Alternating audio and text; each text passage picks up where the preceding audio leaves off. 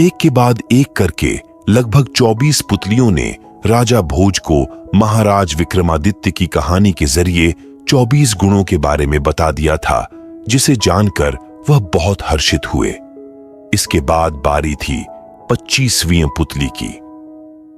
जैसे ही राजा भोज सिंहासन की ओर बढ़े, उन्हें 25वीं पुतली ने रोक लिया और कहानी के माध्यम से महाराज विक्रमादित्य के एक और महान गुण के बारे में बताने लगी। महाराज विक्रमादित्य अपनी प्रजा को अपनी संतान के जैसा मानते थे और हर हाल में सुखी देखना चाहते थे। इस कारण वे भेष बदलकर अक्सर नगर में घूमते और प्रजा के दुखों को जानकर उसे नीति के अनुसार दूर करने की कोशिश करते थे। शायद यही कारण था कि महाराज विक्रमादित्य की प्रजा सुखी और संपन्न थी। उनकी प्रजा में एक ब्राह्मण और एक भाट का परिवार था जो कि बहुत गरीब था, लेकिन कभी भी उन्होंने कोई शिकायत नहीं की और जितना मिला उतने में संतोष करके रहते थे। वे और लोगों के जैसे राजा के पास कभी भी अपना दुखड़ा लेकर नहीं गए। उनका मानना था कि उन्हें भगवान ने जरूरत के हिसाब से पर्याप्त अन्न और धन दिया है।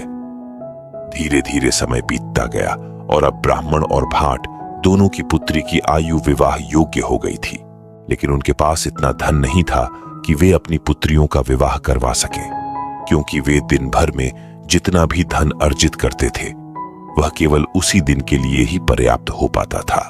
दोनों की पत्नियों ने अपने पति के सामने पुत्रियों के विवाह की और अपर्याप्त धन की बात कही। भाट ने कहा कि जब भगवान ने संतान दी है तो इसके भविष्य के बारे में भी वही कुछ करेगा। उधर ब्राह्मण ने कहा कि थोड़ा समय दो, कुछ न कुछ हो जाएगा। लेकिन दोनों की स्थिति पहले के जैसी ही रही।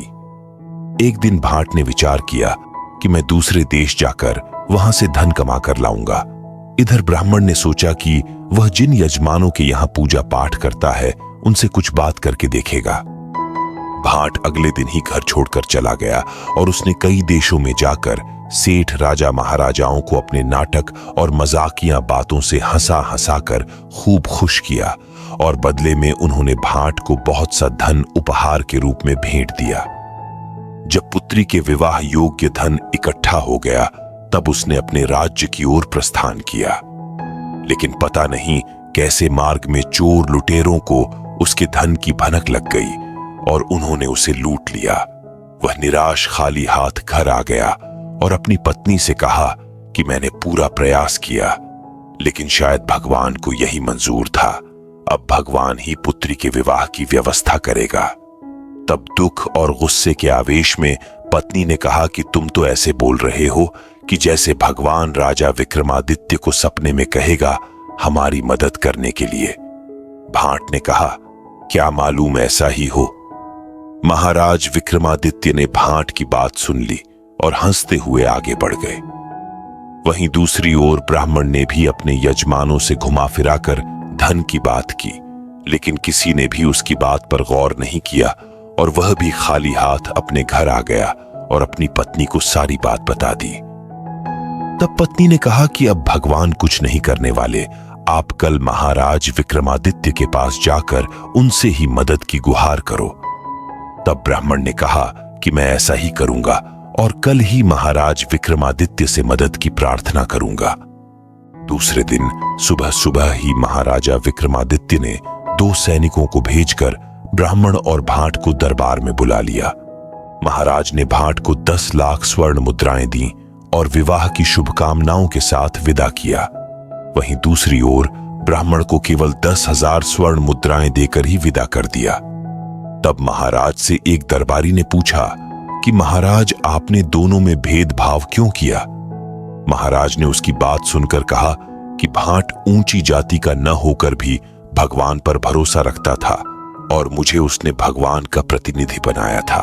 वहीं ब्राह्मण को भगवान के ऊपर पूरा भरोसा नहीं था और उसने भगवान के स्थान पर मुझ पर भरोसा किया, इसलिए मैंने उसकी इंसान के जैसे ही मदद की।